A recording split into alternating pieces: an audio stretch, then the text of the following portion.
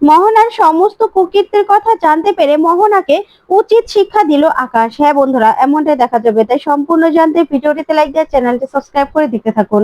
গল্পের শুরুতে দেখা যাবে পিসি ঠাম্মি শুভদের বাড়িতে আসে। ঢোল ডক্কর বাজাতে বাজাতে চলে আসে কলমি।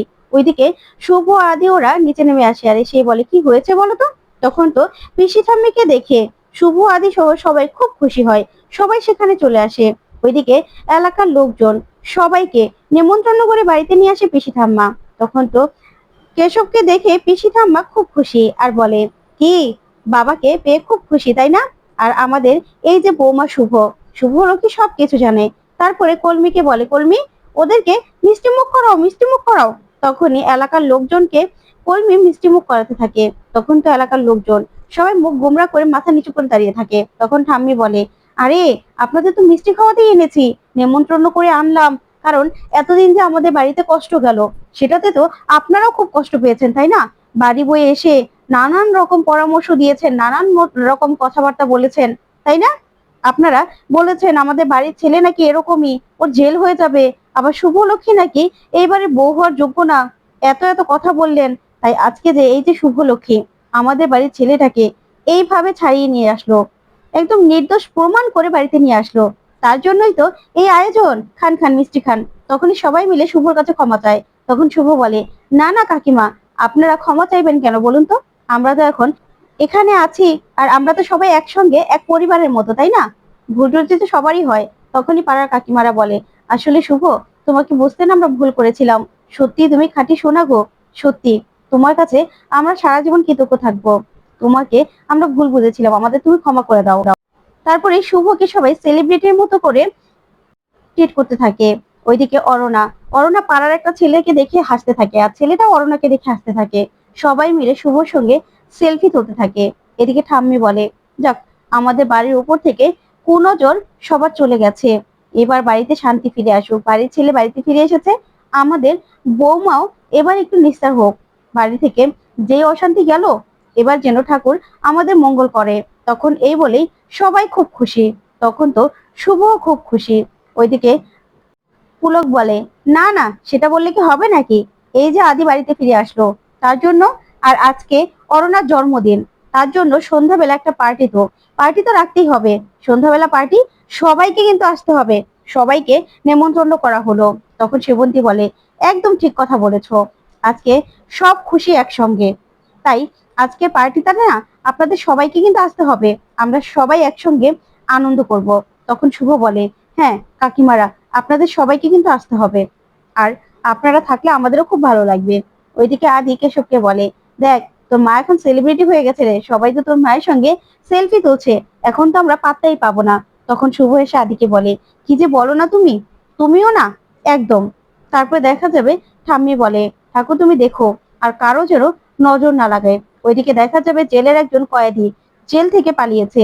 তখন পুলিশ তাকে দৌড়তে থাকে ধরার জন্য। এদিকে দেখা যাবে অরণা আর আদির জন্য পার্টির জন্য সবাই মিলে ঘর সাজাতে থাকে, সবাই খুব আনন্দ করে। ওইদিকে ঠাম্মি বলে, কতদিন পরে বাড়িতে আনন্দ ফিরে এসেছে।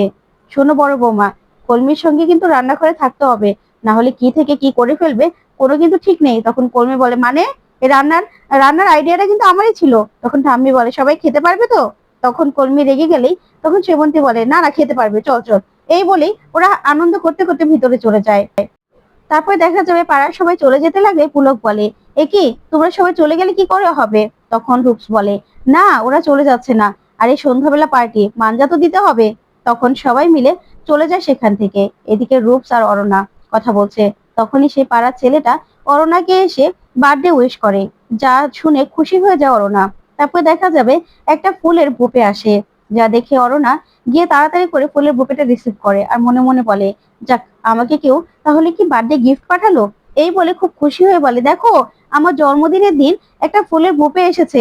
তখন সেবন্তী বলে, খুব সুন্দর, দেখি দেখি কে পাঠিয়েছে। তখন কার্ডটা খুলেই পড়তে অবাক হয়ে যায়। সেখানে লেখা ছিল, আয়ান তুমি বাড়ি ফিরে এসেছো, তুমি আমার কাছে আয়ান হতে পারো, কিন্তু তুমি তো সবার কাছে তুমি আদ্রিত, তাই আমি তোমার নতুন জীবনে শুভ কামনা করছি। তুমি যে বাড়িতে ফিরে এসেছো সেটাই অনেক, তার জন্য আমি খুব খুশি হয়েছি। এতে তোমার মোহনা। তখন এই কথাগুলো শুনে রঞ্জিনী বলে, এই মোহনা তো দেখছি আমাদের আদির কিছুই ছাড়ছে না। কি শুরু করেছে বলো তো? তখন তো শুভর মন খারাপ। ওইদিকে সেবন্তী বলে, থাক এসব নিয়ে ভাবতে হবে না। ওইদিকে আকাশ সেন বাড়িতে আসে। তখনই কিছু একটা পড়ার শব্দ শুনেই আকাশ ছুটে যায়। ছুটে গিয়ে দেখে মোহনা থালাবাটি কুড়োচ্ছে। তখনই আকাশ বলে, কি হয়েছে মা? কি হয়েছে মোহনা? তখনই আকাশের মা বলে, না রে আকাশ, কিছু হয়নি। আসলে মোহনা না আমাকে খাবারটা দিতে গিয়ে হাত থেকে পড়ে গেছে। ও না কিচ্ছু করেনি, বিশ্বাস কর। ও খুব ভালো হয়ে গেছে। আর সকাল থেকে না সব রান্না বান্না নিজে থেকে করছে, কাজ করছে। তখনই মোহনায় এসে আকাশের সামনে বলে, হ্যাঁ রে দাদা, আমি নিজের ভুলটা বুঝতে পেরেছি। নিজের লোকদের সঙ্গে যে অন্যায় করেছি, যে অত্যাচার করেছি, সেটার জন্য আমাকে তুই ক্ষমা করে দে দাদা। আমি অনেক বড় ভুল করেছি। আমি আমি নিজের ভুলটা বুঝতে পেরেছি। আমি যেটা চাই সেটা তো আর সম্ভব নয়। তাই আমি নতুন করে সবটা আবার শুরু করব। তাই হাত জোড় করে বলছি দাদা, তুই আমাকে ক্ষমা করে দে। আমি ভুল করেছি। আমার মাকে আমি ইনজেকশন দিয়েছি। আমার মায়ের উপর আমি কত খারাপ ব্যবহার করেছি। আমি ভুল করেছি। আমি পাগল হয়ে গেছিলাম, যেদের কারণে তোদেরকে অনেক কষ্ট দিয়েছি আমি। তার জন্যই তো নিজের ভুলটা আমি বুঝতে পেরেছি। এখন থেকে আমি কোনো রকম কোনো আর ভুল করব না। বিশ্বাস কর। আমি তোরা যা বলবি আমি তাই শুনবো। তখনই মোহনার মাকে গিয়ে বলে, মা তুমি কষ্ট পাওনি তো মা?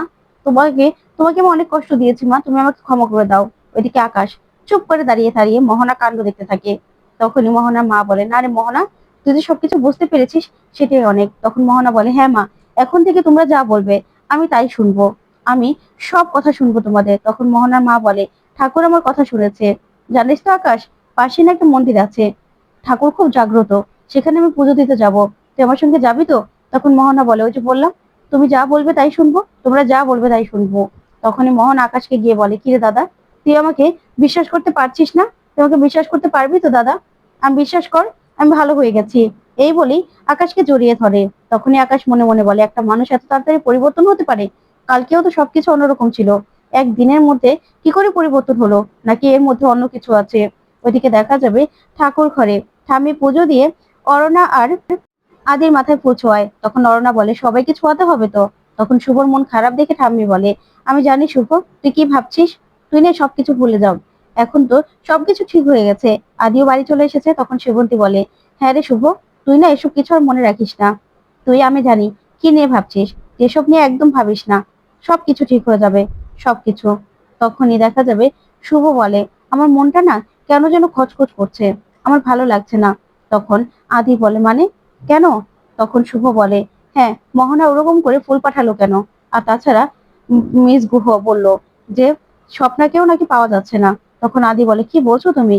তখন শুভ বলে, হ্যাঁ, স্বপ্না একটা মেয়ে উধাও হয়ে গেল এভাবে, কি করে? তখনই সেবন্তী বলে, ব্যাস হয়ে গেল তাহলে। আবার এটা নিয়ে এখন এখন কথা বলা হবে, তাই তো? এটা নিয়ে তদন্ত হবে।